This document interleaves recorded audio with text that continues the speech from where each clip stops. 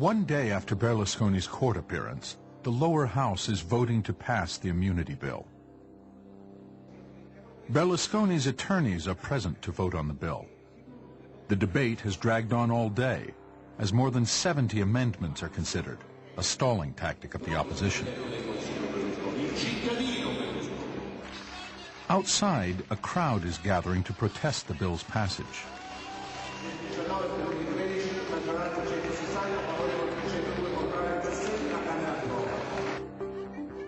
The immunity bill passes.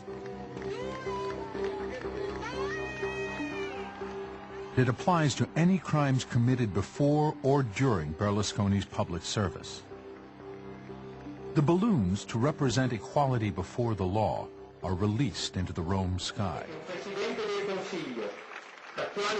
Sul quale non c'è più controllo dell'informazione perché è tutta sua, non c'è più controllo del Parlamento perché è una specie di sua protesi che viene convocato e sconvocato dai suoi avvocati difensori, non c'è più il controllo delle commissioni parlamentari perché sono tutte in mano alla maggioranza. Continuate a fare manifestazioni come questa e chiamate altre persone perché la prossima sarà ancora peggio. Grazie. Now we don't need to change the Constitution. All the rules, the appearances, the procedures can be respected. That's unnecessary because the power of television, which did not exist in Hitler's or Mussolini's time, combined to the power of radio and combined to the power of the press, you can have democracy as an empty shell. The substance is gone, or is going. On July 1st, just 13 days after the immunity law passed, Prime Minister Berlusconi took over the rotating presidency of the European Union.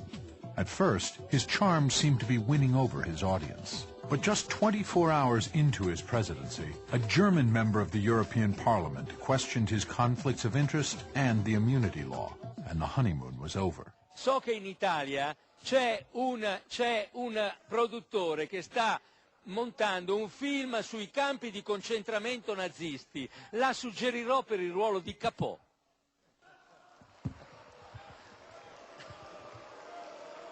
Lei è perfetto.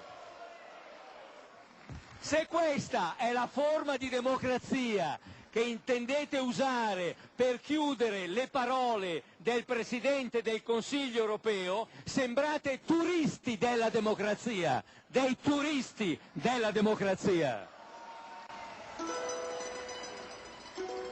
His remarks in Strasbourg were not heard on Rai's leading news program. It has been a productive summer for Silvio Berlusconi. His trial has been postponed indefinitely.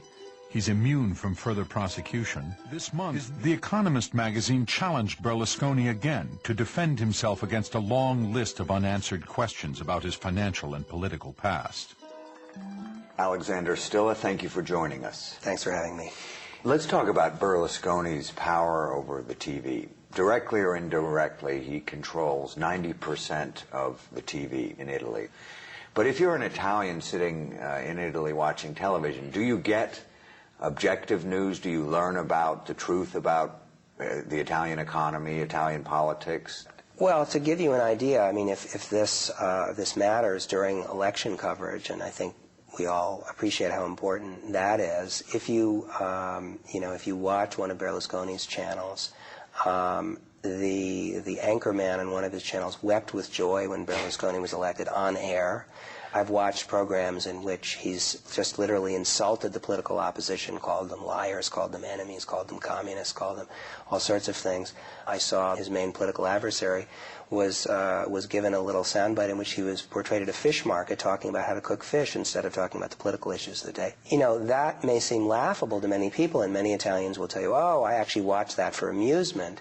But it's not so funny if you consider that, for example, there are statistics that show that the people who watch Berlusconi's channels vote overwhelmingly for his party. You realize that control of television does translate into votes and translates into power in ways that should make, I think, everyone uneasy.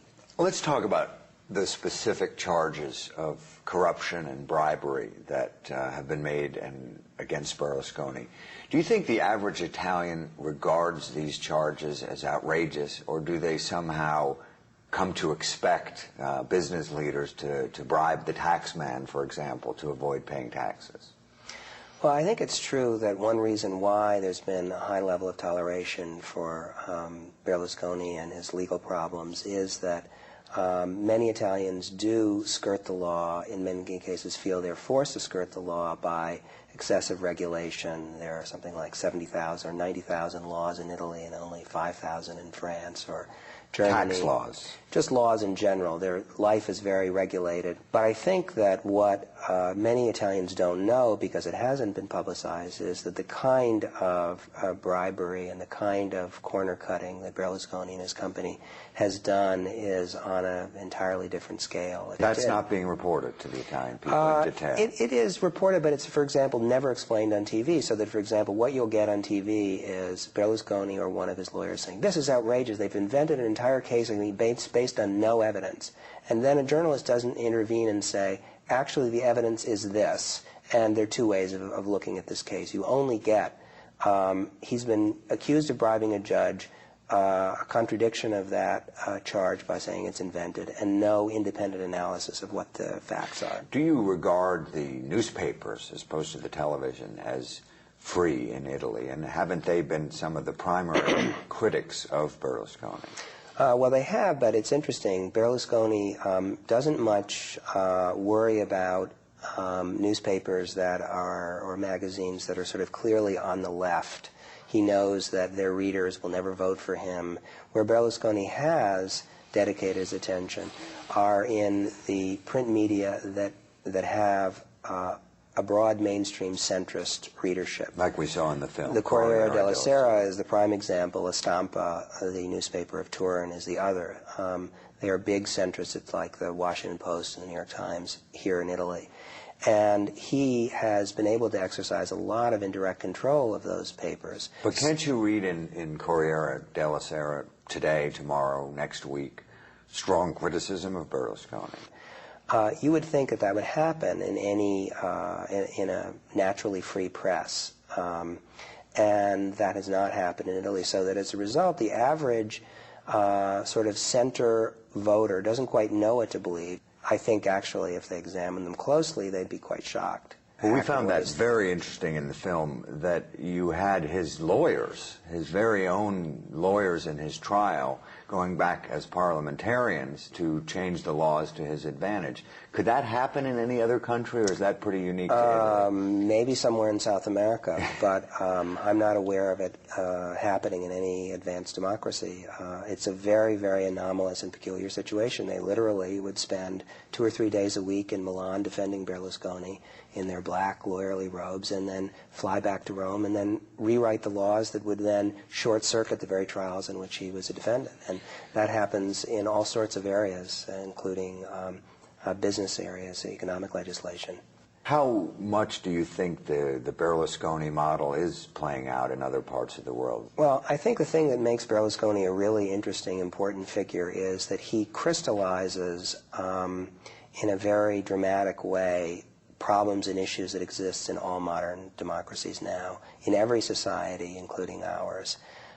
Money, media, and political power are very closely connected. He's understood, maybe more than any politician, that if something doesn't appear on television, it doesn't exist. You look at the recent decision of Arnold Schwarzenegger to enter the race for governorship. The fact that he is a celebrity, a TV personality, movie personality with an enormous amount of money makes him a player from one day to the next. I don't think people have fully processed how deeply television has changed the political process in our own world.